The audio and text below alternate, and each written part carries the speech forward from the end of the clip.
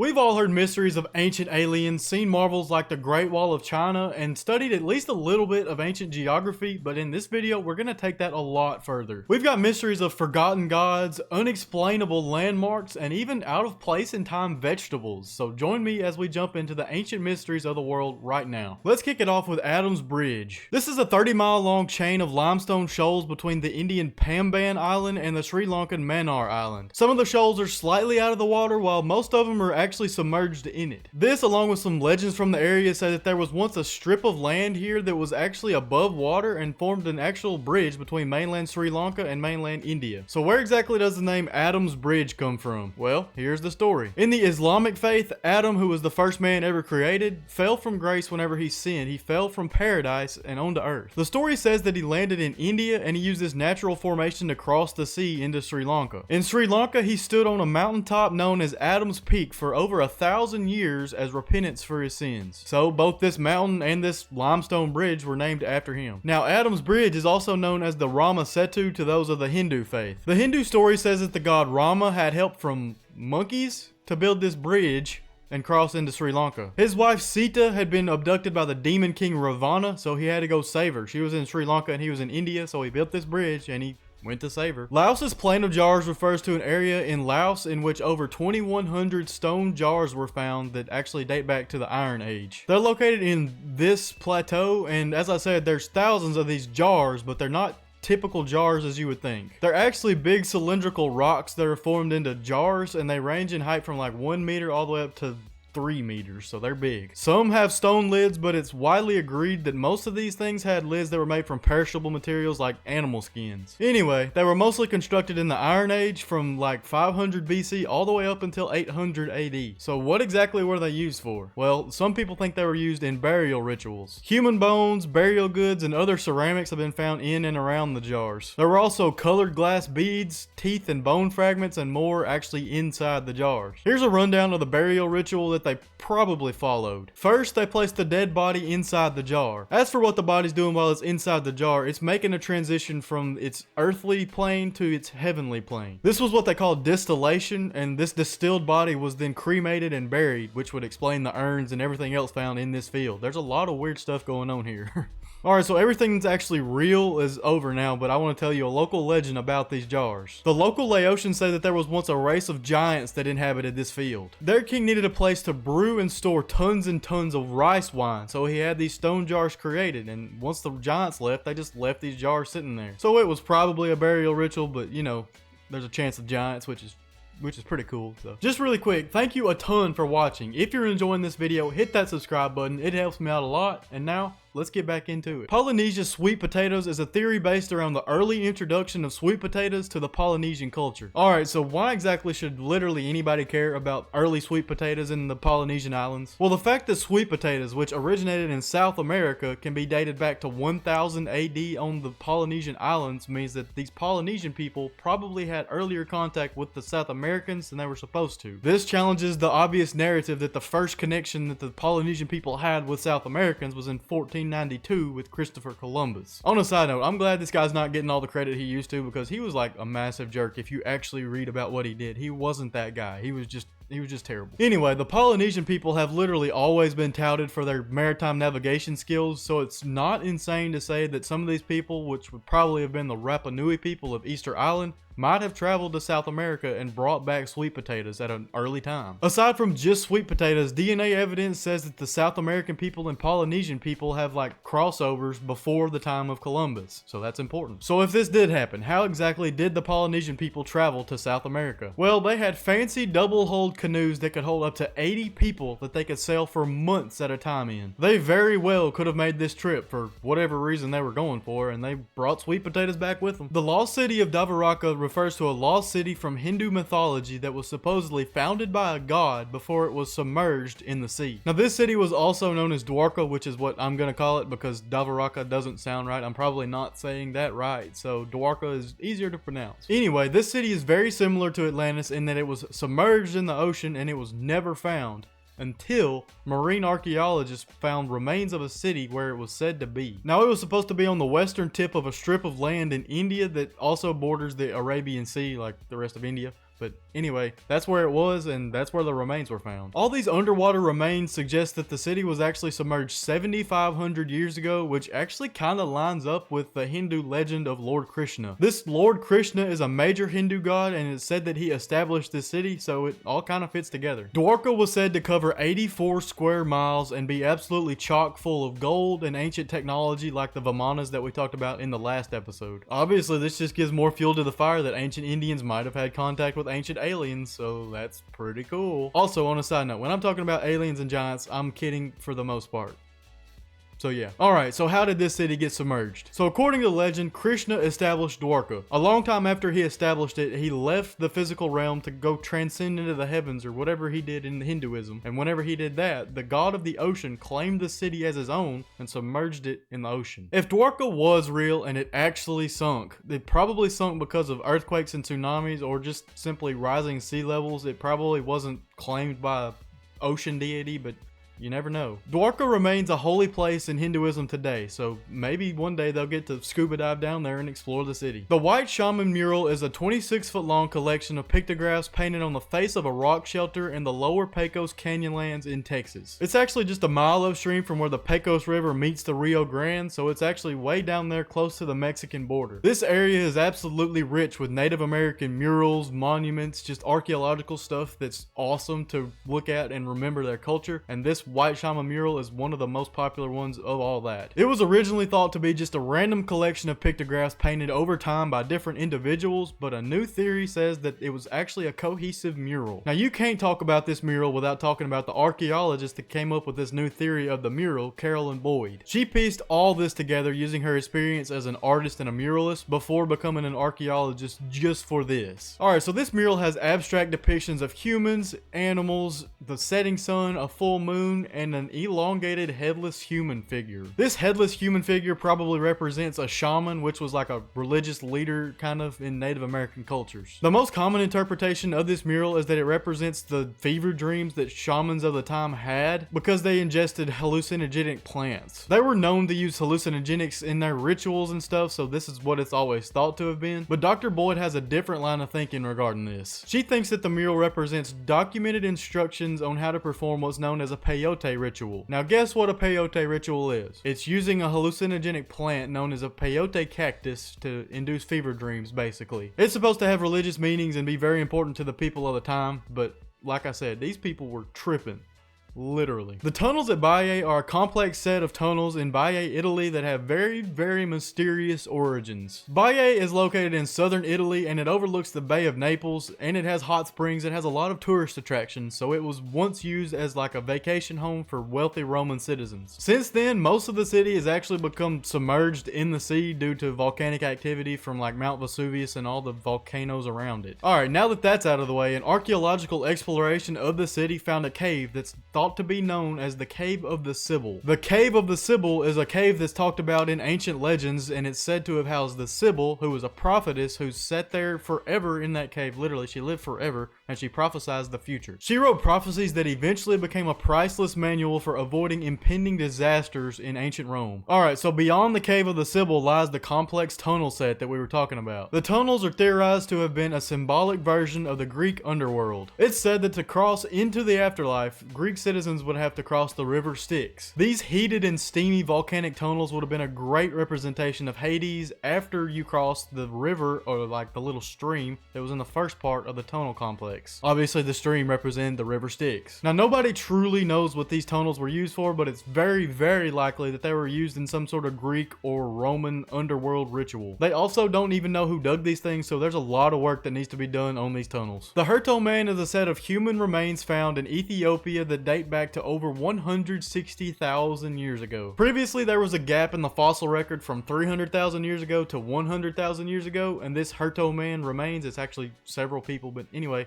these remains fill that gap. Like I said, there were actually 3 skulls found, so it's not just the Herto Man, it's the Herto men, I guess. These skulls are in between the modern skulls that we have now and the skulls that were found 300,000 years ago, so they really do fit the gap pretty well. They also proved that humans were not Neanderthals. The Herto Man actually lived before Neanderthals, and his skull was distinctly not Neanderthal, so it's like he was an actual ancestor of us, not the Neanderthals. There's a lot of scientific theory about that. He was the true ancestor of modern humans. He was found with other bones, like I said, but he was also found with little tools, like he had hand axes that he definitely used to cut up animals and stuff. The hanging coffins of China are unique burial monuments created by the Bo people of ancient China. They were wooden coffins that were each carved out of a single solid block of wood that were then hung from the sides of cliffs once their inhabitants' remains were placed in them. Now I say hung because most often they were actually placed on support beams, like the beams were little wood planks that were shoved into the sides of the cliffs. I guess they had to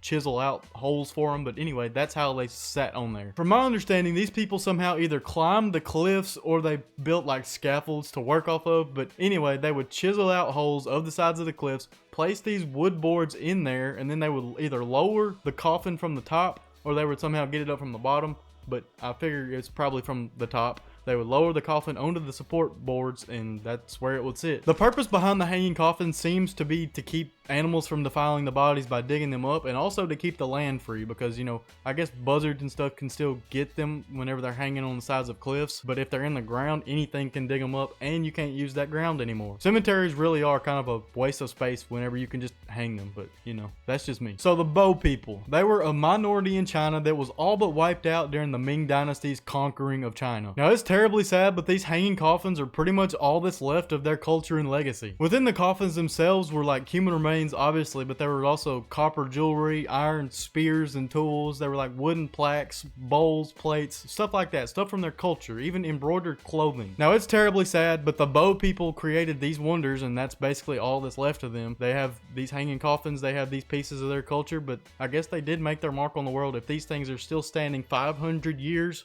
after the Bo people were wiped out. The land of Punt was a legendary country said to be rich in resources like gold and exotic goods that traded with ancient Egypt and maybe ancient Greece. Alright, so at the very least, the land of Punt was referenced as a trading partner to Egypt over 4,500 years ago, and it was mentioned multiple times in hieroglyphs over the years. It's said that the Egyptians would load up their ships and whatever, they would travel down the Nile and the Red Sea, and then they would go to the land of Punt. They would bring back exotic goods like gold, ebony, ivory, frankincense, and myrrh, and just countless other things, even baboons. Now, these baboons were key to locating the general area in which the land of Punt was. Speculation about where it actually was has continued for thousands of years, but nobody is sure where it was because the hieroglyphs were so vague in their descriptions. It's considered to be in either the Horn of Africa, the Arabian Peninsula, or even Sri Lanka for some reason, but where was it actually? Well, mummified baboons in Egypt traced the location back to the entirety of the Arabian Peninsula and the Horn of Africa because they lived in both of these areas. So that was no help at all. Ethiopia, Somalia, Yemen, Eritrea, and several other places are still possible locations of the land of Punt because, you know, we just don't know. The only insight we have to a precise location of the land of Punt is the proposed Greek equivalent Opone. It's theorized that Punt and Opone were the same place, and Opone was located in modern-day Somalia. Similar stories exist about gold and exotic goods coming from the land of Opone and Punt, so maybe, just maybe,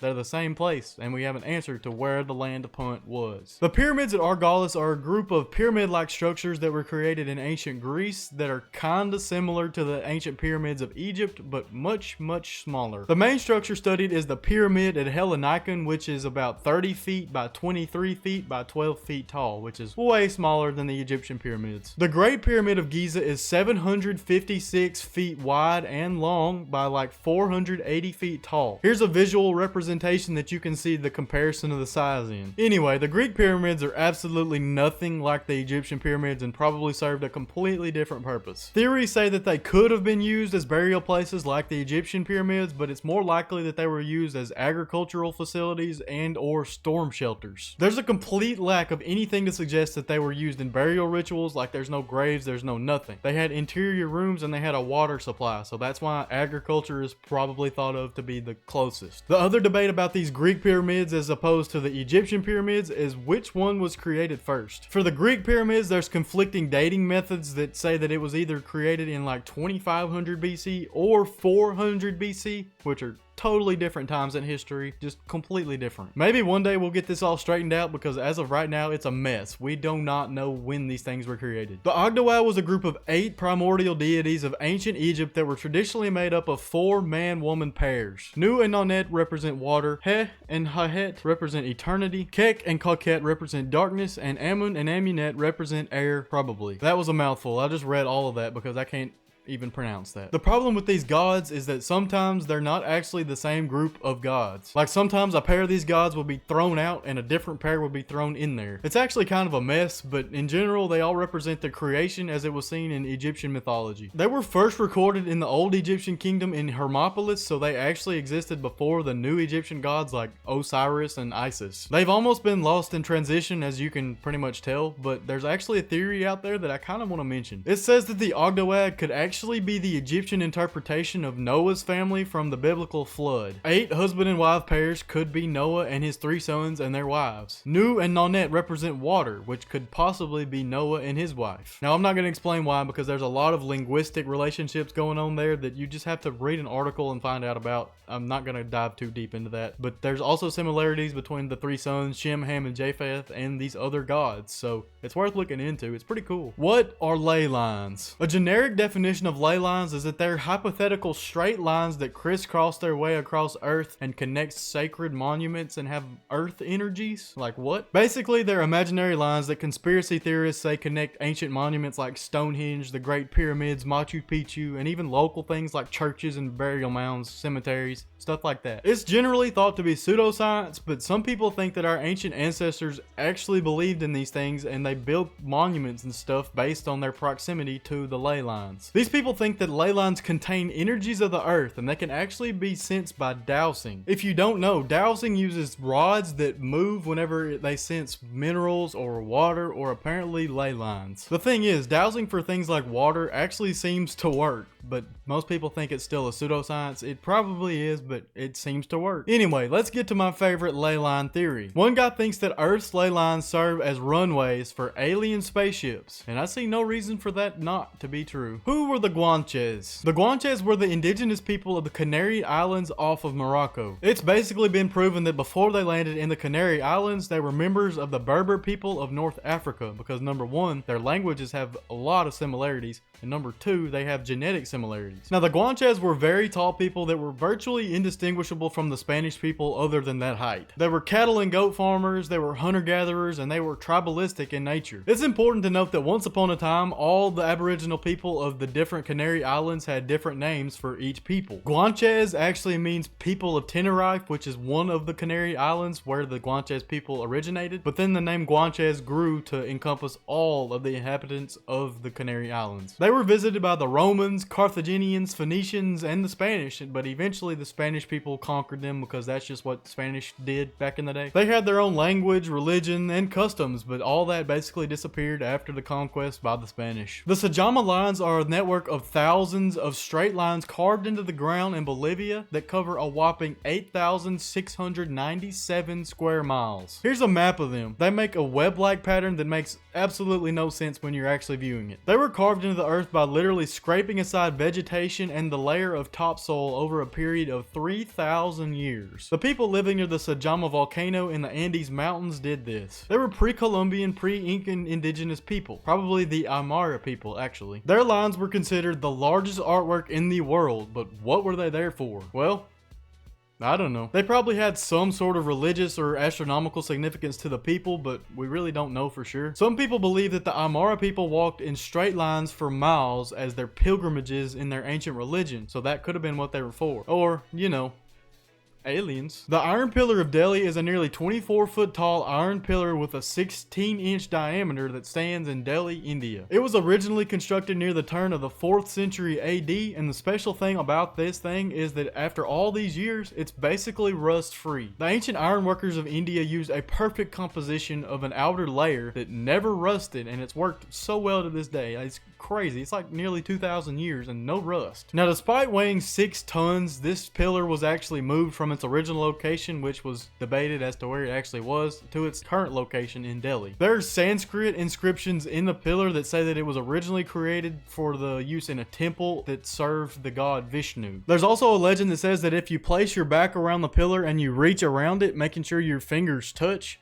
like this, that you'll have a wish granted, like anything you wish will come true. So if you're ever in Delhi, you should jump the fence around the pillar and try that out, but you better make your wish to get out of jail. The Paracas Candelabra is a massive geoglyph carved into the soil in the Paracas Peninsula in Peru that represents a giant candelabra. It's very similar to and definitely connected to the Nazca Lines. Now, like I said, this thing is cut 2 feet deep into the sand soil there, and it's like 560 feet tall by 200 feet wide, which is enough to see it 12 miles away at sea. It dates back to about 200 BC, which is very much in the time frame of the Nazca Lines creation, so it's definitely connected. Now, obviously, this thing probably wasn't created to represent a candelabra. It's more likely that it was created to represent the trident of the creator god of the Paracan people. Either that or the Jimson weed. This weed had hallucinogenic effects and probably was used in the rituals of those people. Now, I personally like the trident theory better because a trident dedicated to the creator god of the people makes a lot more sense to me than a random